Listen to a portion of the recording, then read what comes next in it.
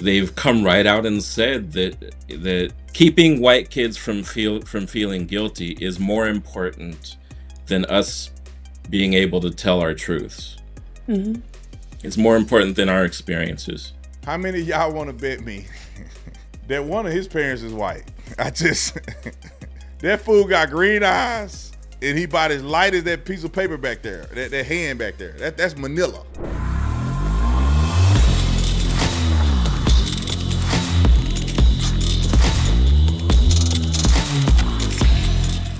While we may have won the election, the fight to restore our great nation is only beginning.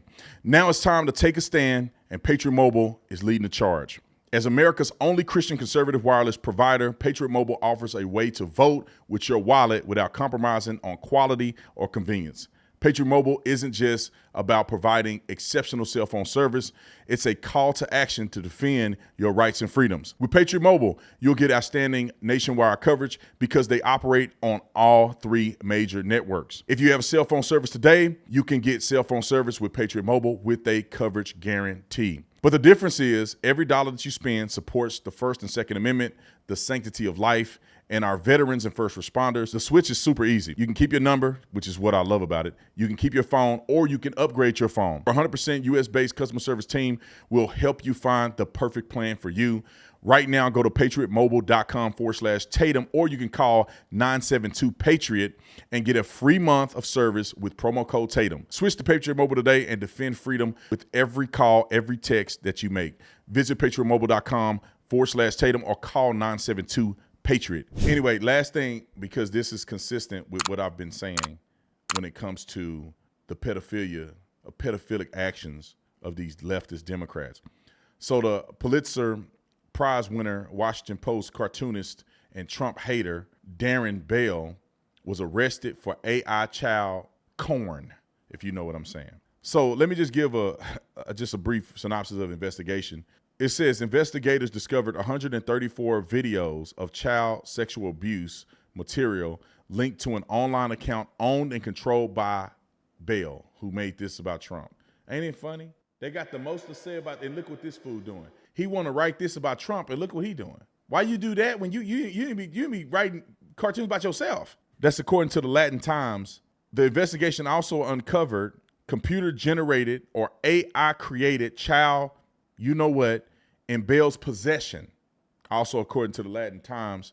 The case marked the first arrest in Sacramento County since the enactment of a law on January 1st, 2025, criminalizing the distribution of AI-generated child material. This guy, I don't really care much about his professional background. He obviously hated Trump. Bail is being held in Sacramento County main jail with bail set at $1 million. His initial court appearance is scheduled for January 17, 2025. These allegations have significant implications, especially considering Bell's prominent role in the editorial cartooning community and his outspoken criticism of political figures like Donald J. Trump. I'm trying to be compassionate. I've been reading this book, and it's called How to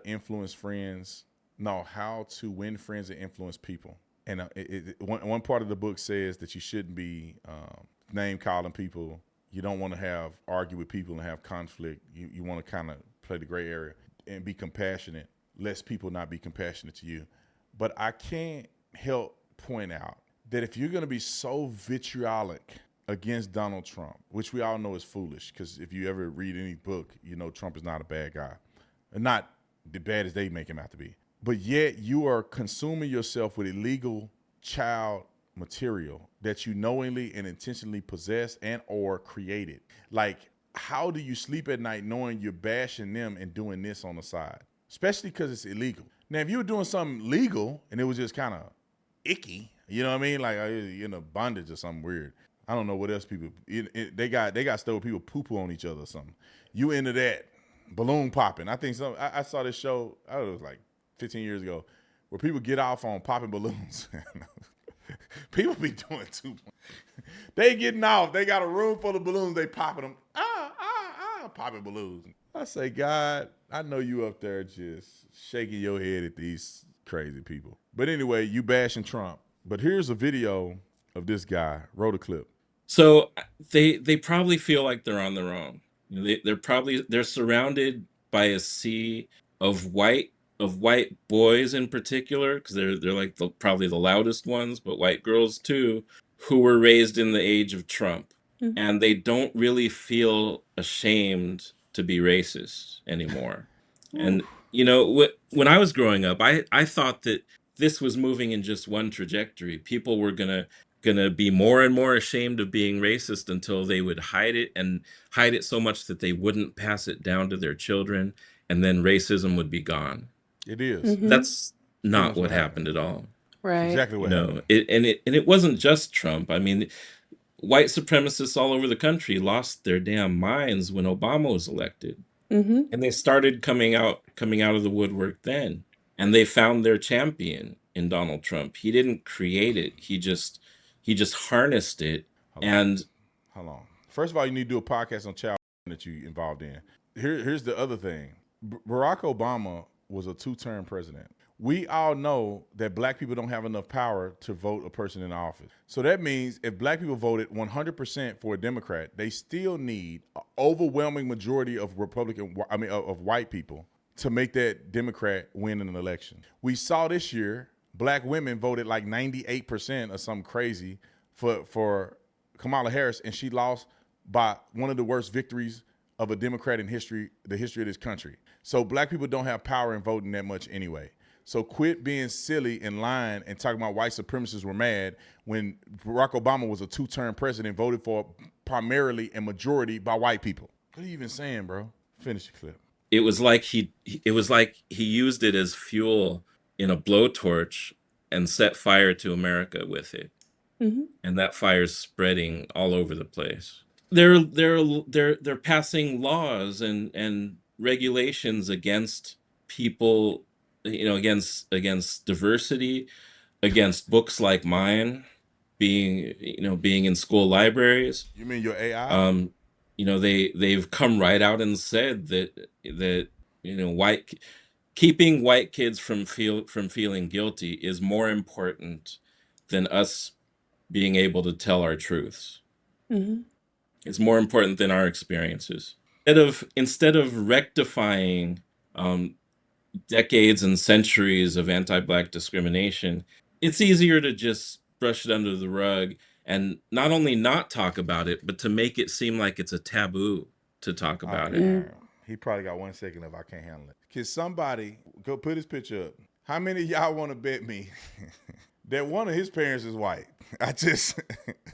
That fool got green eyes and he about as light as that piece of paper back there, that hand back there. That's Manila, right? That's a Manila piece of paper back there. Bro, you almost the color this paper over here. He mixed. Black people ain't got curly hair like that. You mixed, brother. Your mama or your daddy is white. Why do people feel the need to get so deep in the racial conflict when they are themselves raised and supported and by white people? Colin Kaepernick is another one. You so attached to your black side, but your black side ain't attached to you. They left you at the dry. The white people came, picked you up, and raised you. This man, mama, probably a good woman and raised him with good morals. And the white side of his family loved him and treated him with respect and dignity. And that's they baby. But for some reason, the victimhood pill that they ingest make them feel as if they have to be a victim no matter what. It's almost like, you know how the cream rise to the top? It's like the lowest common denominator rise to the top. Instead of embracing the fact that you're biracial and all the opportunities you have, you got to go find what you believe is the worst in you, or what you believe is the victim in you, and bring him to the forefront. So the perpetuation of your existence is the victim in you, not the victor in you. Don't get it. I don't get it, man. If people like the color of me or darker, that both parents are black, if they had a qualm about this stuff, it's still stupid, but it'll make a little more sense than a person whose mama is white or dad is white. I know a whole bunch of mixed families, and I'm like, why his daddy don't get no credit? Or why his mama don't get no credit? Like she don't exist. Like both of my kids are biracial, 2 different mamas. I wish it wasn't that way, but I have to be honest. I had a kid in college. I love my kid to death. I love my kid to life. Let me say it like that. But his mama don't, my children's mothers don't deserve any credit. You know, grandparents, although I may have disagreed with one of my son's grandparents along the way, and we not always got along, how is it justifiable that I were to act as if they had no part in his life? He has a whole side of white people, a whole lineage, cousins, grandma, grandpa. I mean, a whole family. His mama had other siblings, all his uncles and aunts, his grandmother, his second cousins, and great grandpa. I mean, he didn't know his grandpa, but I met his great grandpa. I mean, his grandpa, great grandpa. It was his great grandpa. I remember. He said the word Negro. I was in the kitchen. He had man in me, no harm. He was old, man. Back in the day, Negro was a thing. He said colored. We were sitting in the delivery. They had a timeshare or something out here in Scottsdale. Or they had an apartment. I don't know. So my son's mom at the time, she wanted me to go and meet them. You know what I mean? So I was there. I met them, and you know I'm cool. I get along with anybody. And he really liked me. I could tell he really liked me. So he's talking to me a lot. He felt very comfortable with me. And he go, and I'm sitting in the living room with him. We talking. She's in the kitchen. And the kitchen got a little opening where you could just look through it. When you look through, I see her face, right? I see her in there. And me and him talking, chopping it up. He tell me about when he was in school and everything. He go, yeah, and you know, I went to a school and we had a lot of colors at our school. I said, I tried not to laugh at him. I was like, yeah. And I looked over and she was in the kitchen window and she was like this. And I'm like, I know the guy ain't, he's like 70-some years old. Back then, he'd been like 90-some today. He's 70-some years old, man. Back then, colored and Negro was a thing. And the guy loved me. We were talking about football and everything. So I know he wasn't mean to me, but it was hilarious. She said, oh my God. He said, colored. And he said, yeah. And he said, the color, we had coloreds. We had Mexican, we had whites, we had everybody. We were a very diverse school when I was growing up. And I couldn't believe that was the funniest. To this day, I still remember his face and him telling me that. And he was a great man. I mean, I don't know if he was a great man. I liked him. He was a good man to me. She got embarrassed with that scenario, and then I got embarrassed at my house because I was in the NFL draft, and we threw a draft party at my house. And one of my aunties and her boyfriend, they about as high as I wouldn't say a kite don't go high enough. They're about as high as Elon Musk. What's the thing he got? They were about high as Starlink. I call him Starlink. So my auntie, because you know she white and everybody black.